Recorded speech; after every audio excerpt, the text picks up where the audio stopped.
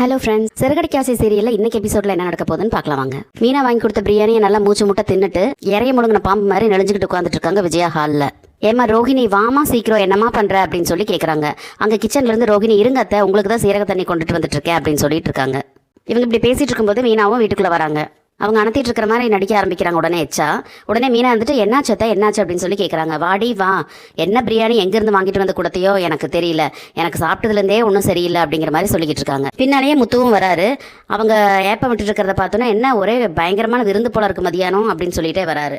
ஆமாம், உன் பொண்டாட்டி எங்கேருந்தோ பிரியாணி வாங்கிட்டு வந்து கொடுத்தா, அதோட இதுதான் எனக்கு சேர மாட்டேங்குது, எங்கேருந்து வாங்கிட்டு வந்து கொடுத்தானே தெரியல அப்படின்னு சொல்லி சொல்கிறாங்க விஜயா.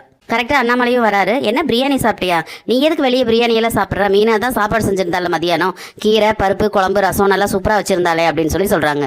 ஏன்னா இவன் வீட்டில் சமைச்சாலா மதியானம், அப்புறம் எதுக்கு எனக்கு பிரியாணி வாங்கிட்டு வந்து கொடுத்தா அப்படின்னு சொல்லிட்டு மீனாவை திரும்பி முறைக்கிறாங்க. மீனா என்ன சொல்றதுனே தெரியாம அப்படி இப்படி முழிச்சிட்டு இருக்காங்க. உடனே அண்ணாமலை இருந்துட்டு, ஏமா மீனா, நீ மதியானம் சமைச்சு எனக்கு ஸ்ருதிக்கெல்லாம் பரிமாறிட்டு உங்க அத்தைக்கு பேக் பண்ணி எடுத்துட்டு போனேன் இல்லம்மா அப்படின்னு சொல்லி கேட்கிறாரு. அண்ணாமலை இப்படி சொன்னதை கேட்ட உடனே விஜயா, என்ன இவ வீட்டில் மதியானம் சமைச்சாலா, அப்புறம் எதுக்கு எனக்கு பிரியாணி வாங்கிட்டு வந்து கொடுத்தா அப்படின்னு சொல்லி கேட்குறாங்க. அது வந்து மாமா, அது வந்து அப்படின்னு சொல்லி மீனா தயங்கிட்டு நிற்கிறத பார்த்த உடனே முத்து இருந்துட்டு, ஓ ஏதோ நடந்திருக்கு என்னன்னு கேட்கணும் அப்படின்னு சொல்லிட்டு, என்ன மீனா நடந்தது சொல்லு, உண்மையை சொல்லு அப்படின்னு சொல்லி கேட்குறாரு. உடனே மீனா வந்து போகிற வழியில் ஒரு வயசானவங்களை பார்த்தது, அவங்க பசி மயக்கத்தில் இருந்தது, அவங்களுக்கு சாப்பாடு கொடுத்தது, நடந்தது எல்லாத்தையுமே சொல்கிறாங்க. அதை கேட்ட உடனே அண்ணாமலை இருந்துட்டு, நீ நல்ல காரியம் தாமா பண்ணியிருக்கேன், அதில் எந்த தப்பும் இல்லை அப்படின்னு சொல்லி சொல்கிறாரு.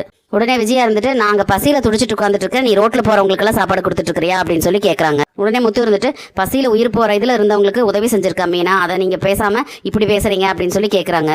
யார் யாருக்கு என்ன கிடைக்கணும்னு இருக்கோ அதான் கிடைக்கும், அந்த அரிசியில் அவங்களோட பேர் எழுதி இருக்குது, அதனால தான் அந்த சாப்பாடு அவங்களுக்கு போய் சேர்ந்துருக்கு அப்படின்னு சொல்லி சொல்கிறாரு. உடனே விஜயா இருந்துட்டு, ஆமாண்டா, என் வீட்டு அரிசியில் இங்கு பேனா வச்சு வந்து எழுதிட்டு போனாங்க அவங்க பேரை, இவன் பொண்டாட்டி பண்ணன காரியத்துக்கு நீ சப்போர்ட் போட்டுட்டு இருக்கியா அப்படின்னு சொல்லி பேசுகிறாங்க. உடனே அண்ணாமலை இருந்துட்டு, பசிப்பினி போக்கி அப்படின்னு சொல்லி ஒரு வள்ளலார் எழுதின ஒரு இதை சொல்கிறாங்க.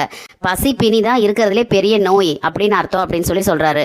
உடனே முத்து இருந்துட்டு, தனி ஒருவனுக்கு உணவில்லைனால் ஜெகத்தினை அழித்திடுவோம் அப்படின்னு பாரதியார் கூட எழுதியிருக்கிறாருல்ல அப்படின்னு சொல்லி சொல்கிறாரு. அதை கேட்டுட்டு இருந்த ரோஹிணி, உங்களுக்கு இதெல்லாம் கூட தெரியுமா முத்து அப்படின்னு சொல்லி கேட்குறாங்க.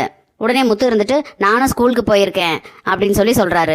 நீங்கள் யார் வேணால் என்ன வேணால் பேசிட்டு போங்க, ஆனால் என் பொண்டாட்டி செஞ்சதை நினச்சி எனக்கு பெருமையாக தான் இருக்குது, நீ ஒரு நிமிஷம் இருமீனா அப்படின்னு சொல்லி உடனே கிச்சனுக்குள்ளே ஓடி போய் மிளகா உப்பு எல்லாம் எடுத்துகிட்டு வந்து, அப்பா கிழக்கு எதுப்பா அப்படின்னு சொல்லி கேட்குறாரு. அவர் இப்படியே பார்க்குறாருப்பா, தெரியலப்பா சொல்லுப்பா அப்படின்னு சொல்லி கேட்ட உடனே அவர் சொன்ன உடனே மீனாவை கிழக்க நிற்க சொல்லிட்டு அப்படியே 3 சுற்றி இந்த பக்கம் அந்த பக்கம் சுற்றிட்டு துப்பு அப்படின்னு சொல்லி சொல்கிறாரு. சரி நீ போய் மூஞ்சி கழுவிட்டு உள்ளே போ அப்படின்னு சொல்லிட்டு அவர் வெளியே போயிடுறாரு.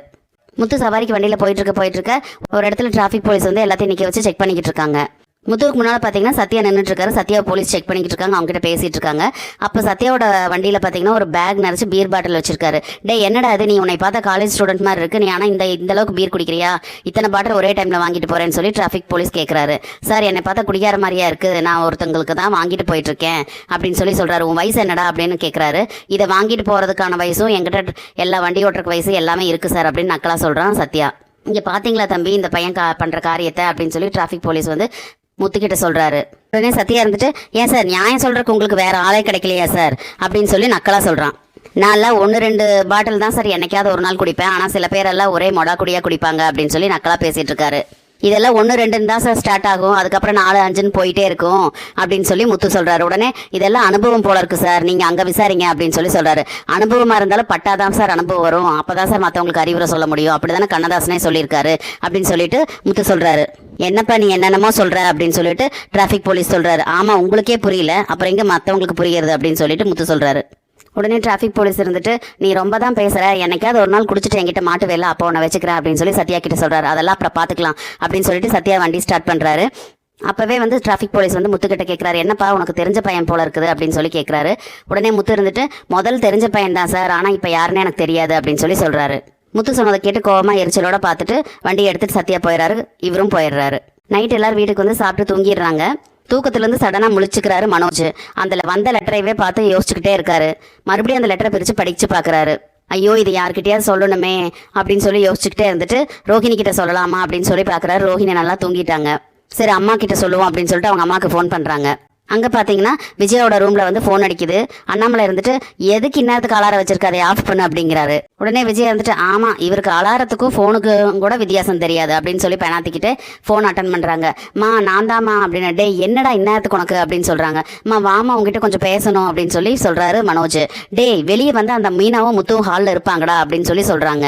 உடனே மனோஜ் இருந்துட்டு மா நீ மொட்டை மாடிக்கு வாமா நான் வந்துடுறேன் அப்படின்னு சொல்லி சொல்கிறாங்க. மொட்டை மாடியில் போய் நின்று மனோஜ் அங்கே இங்கேயே வளர்த்திட்டு நிற்கிறாரு. விஜயா மேலே வரதை பார்த்தோன்னா அம்மா வாமா மாமா மாமான்னு கையை பிடிச்சி இழுத்துட்டு வராரு. டே உடுடா என்னடா உனக்கு பிரச்சனை இந்நேரத்துக்கு அப்படின்னு சொல்லி விஜயா கேட்குறாங்க. அம்மா எனக்கு லெட்டர் வந்திருக்குதுமா அப்படின்னு சொல்லி சொல்கிறாரு. டே அன்னைக்கு தானே அந்த லெட்டர் வந்துச்சு, அதனால தானே அந்த சட்டையெல்லாம் மாற்றி போட்டு அக்கப்போர் பண்ணிக்கிட்டு இருக்கேன் அப்படின்னு சொல்லி விஜயா கேட்குறாங்க. இல்லைம்மா அதே மாதிரி இன்னொரு லெட்டர் வந்திருக்குமா அப்படின்னு சொல்லி சொல்கிறாரு. டே ஊர்வலத்தில் போஸ்ட்மேன் தாண்டா ஒரு லெட்டர் கொண்டு வந்து கொடுப்பான், உனக்கு என்னடா போகிற வர வந்து அவன் லெட்டர் கொடுத்துட்டு இருக்கான் அப்படின்னு சொல்லி கேட்குறாங்க. மா என்னம்மா நீ கிண்டல் பண்ணுற அப்படின்னு சொல்லி மனோஜ் சொல்கிறாரு. சரி சொல்லி தொலைடா என்னடா அப்படின்னு சொல்லி கேட்குறாங்க. இந்தாம்மா இந்த லெட்டர் படிச்சு பாருமா அப்படின்னு சொல்லிட்டு அந்த லெட்டரை கொடுக்குறாங்க. அதை ஓப்பன் பண்ண உடனே உங்கள் அம்மாவுக்கு மாரடைப்பு வரும் அப்படின்னு சொல்லி படித்த உடனேவே அப்படியே ஜெர்க்காகி ஒரு செகண்டில் அந்த லெட்டரையே கீழே தவற விட்டுறாங்க விஜயா. அதை பார்த்த மனோஜ் என்னது ஃபர்ஸ்ட் விக்கெட்லேயே அவுட் ஆயிடுச்சு அப்படின்னு சொல்லிட்டு பேசிட்டு இருக்காரு. ஓடி போய் அந்த லெட்டர் எடுத்துகிட்டு வந்து கொடுத்துட்டு இந்தாமா படி அப்படின்னு சொல்லி சொல்லிட்டு என்னடா இப்படியெல்லாம் எழுதியிருக்குது அப்படின்னு சொல்லி விஜயா சொல்கிறாங்க. மேலே படிமா அப்படின்னு சொல்கிறாங்க. செகண்ட் பார்த்தீங்கன்னா உன் தம்பி கொலைகாரன் ஆவான், மூணாவது நீ தற்கொலை செய்து கொள்வாய் அப்படின்னு சொல்லி எழுதியிருக்குடே என்னடா இது இப்படியெல்லாம் எழுதியிருக்குது அப்படின்னு சொல்லி விஜயா கேட்குறாங்க. ஆமாம்மா எனக்கு ஒரே பயமா இருக்குமா அப்படின்னு சொல்லி சொல்கிறாங்க மனோஜ். டே எவனோ வேலை வெட்டி இல்லாதவன் எதையாவது எழுதி கொடுத்துருப்பா, அதை படிச்சுட்டு ஏன்டா இப்படி பண்ணிக்கிட்டு இருக்கேன் அப்படின்னு சொல்லி விஜயா கேட்குறாங்க. இல்லைம்மா எனக்கு ரொம்ப பயமா இருக்குதுமா, நான் செத்துருவனாம்மா அப்படின்னு சொல்லி கேட்குறாரு மனோஜ். உடனே விஜயா இருந்துட்டு டே முதல் நான் எனக்கு மாரடைப்பு வந்துருன்னு சொல்லி எழுதியிருக்கு, அது உனக்கு கவலை இல்லையாடா, நான் செத்தா உனக்கு பரவாயில்லையாடா அப்படின்னு சொல்லி கேட்குறாங்க விஜயா. மா எனக்கு ரொம்ப பயமா இருக்குதுமா, இருந்தாலும் நான் செத்துருவேன்னு எழுதியிருக்குது இல்லம்மா அப்படின்னு சொல்லி மனோஜ் சொல்லிட்டு இருக்காரு. இன்னைக்கு எபிசோட் இப்படி தான் முடியுது. நாளைக்கு என்னெல்லாம் நடக்க போகுதுன்னு சொல்லி நம்ம பொறுத்திருந்து பார்க்கலாம். நம்ம வீடியோ பிடிச்சிருந்தா லைக் பண்ணி சப்ஸ்கிரைப் பண்ணுங்க ஃப்ரெண்ட்ஸ். தேங்க்யூ.